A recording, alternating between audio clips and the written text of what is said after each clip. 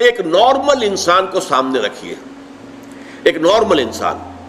میں اصل میں یہ لفظ کس کے مقابلے میں استعمال کر رہا ہوں؟ ایک شخص وہ ہے جس کی فطرت مسخ ہو گئی ہے، گناہوں میں، گندگیوں میں اتنا آلودہ ہے، غرق ہے کہ وہ اندر اس کی فطرت کا نور بالکل ختم ہو گیا. یا ایک شخص وہ ہے جو تعصب کی وجہ سے کوئی بات سننے کو تیار نہیں. ایک شخص وہ تکبر کی وجہ سے کوئی بات سننے کو تیار نہیں. تو یہ میں ان کو ایب نارمل کہہ رہا ہوں. نارمل آدمی فرض کیجئے کہ وہ بت پرست بھی ہے یا کوئی اور ہے، کسی اور مذہب کا عقیدہ اور نظریے اور خیال کا اور فلسفے کا حامل ہے، آپ اس کو کنورٹ کرنا چاہتے ہیں اسلام کی طرف، تو کیا طریقہ ہوگا؟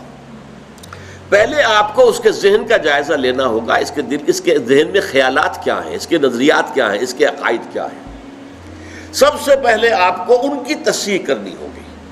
غلط عقائد، غلط نظریات سے دماغ کو پاک کر کے صحیح جو خیال ہے اور صحیح جو نظریہ ہے اور صحیح جو حقیقت ہے، توحید، معاد اور رسالت کے اصولوں پر اس کے فکر کو تعمیر کرنا ہوگا. جب اس کے ذہن اور دل کے اندر ایمان بیٹھ جائے گا تو جو بری عادات، برے اطوار، برے اخلاق اس کے گرد چمٹے ہوئے تھے، جیسے پتجھڑ میں پتے جھڑ جاتے ہیں، وہ خود بخود جھڑ جائیں گے. یہ تزکیہ ہو جائے گا، یزکیہم. اب جب یہاں تک وہ پہنچ گیا ہے تو اب وقت آیا تعلیم کتاب. کتاب میں عرض کر چکا ہوں کہ اس سے مراد ہے احکام، ڈوز اینڈ ڈونٹس. اب انہیں بتایا جائے گا بھائی اللہ نے نماز فرض کی ہے، نماز پڑھنی ہوگی. اب اللہ نے روزے جو ہے فرض کیے ہیں، رمضان مبارک کے آپ کو رکھنے ہوں گے. اگر آج چھوٹتے ہی اسے نماز کہیں گے، جیسا کہ ہمارے بہت سے لوگ کرتے ہیں اپنے بچوں سے، بھائی نماز پڑھا کرو. اب وہ یہ دیکھتے ہی نہیں کہ آپ نے جس تعلیم گاہ میں اسے بھیجا ہوا ہے وہاں تو اس کے دماغ میں کچھ اور ہی خناس پیدا ہو چکا ہے. اس کے ذہن میں ڈارونزم بیٹھا ہوا ہے. وہ سمجھتا ہی نہیں کہ انسان کیسے پیدا کیا گیا، تو ایک حیوان ہے، بس ذرا سا ارتقاء یافتہ حیوان ہے اور بس ختم. یہ کیا خلیفۃ اللہ اور یہ کیا مسجود ملائک، کس بلا کا نام ہے؟ اس کے دماغ میں وہ بات فٹ بیٹھتی نہیں. اس کے دماغ میں مارکسزم بیٹھا ہوا ہے، اس کے دماغ میں فرائڈزم بیٹھا ہوا ہے، اس کے دماغ میں لاجیکل پازیٹیوزم بیٹھا ہوا ہے، یا کچھ اور ہے. یہ تو میں اپنے بچوں کی بات کر رہا ہوں نا، اس لیے کہ ان کے بت پرستی تو ان کے دماغ میں نہیں ہے الحمدللہ، لیکن یہ چیزوں تو ان کے دماغ میں ہے نا. تو پہلے آپ ان کے دماغ کی تطہیر کیجئے، ان کے فکر کی تصحیح کیجئے، ان کے خیالات صحیح بنیاد پر استوار ہو، تب کہیں کہ نماز پڑھو. ورنہ محض یہ نماز پڑھا کرو تو انہیں نماز نہیں پڑھی، ڈانٹ دیا آپ نے، اس سے کچھ حاصل نہیں. تو جو نارمل طریقہ ہے، پہلے فکر کی تطہیر ہو، اس سے اخلاق کی تطہیر خود بخود ہو جائے گی. برے اعمال کو برے نظریات سے غذا ملتی ہے.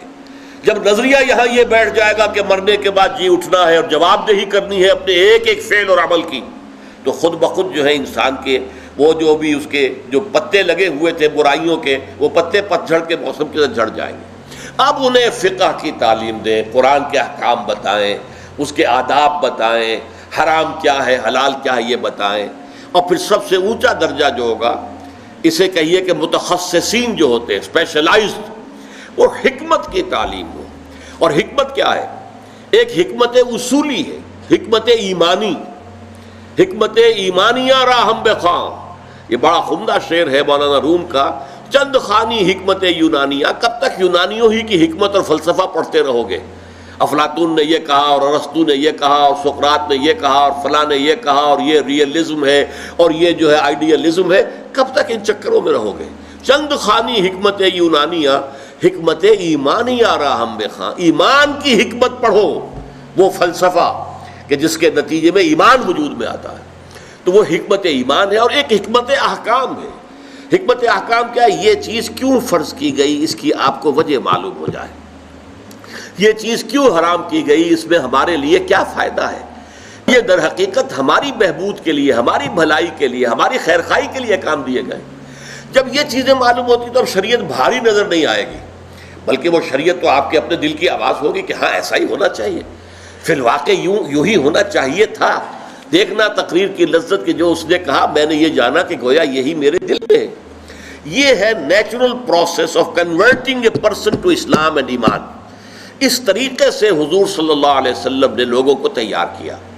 پہلے قرآن مجید ان کو پڑھ کر سناتے رہے، جن کے اندر فطرت جو ہے ابھی کچھ بھی بیدار تھی، تھوڑی سی بھی، چاہے کمزور تھی، مزمحل تھی، اندر روح جو ہے وہ ابھی مری نہیں تھی، وہ کھنچ کر آ جائیں گے.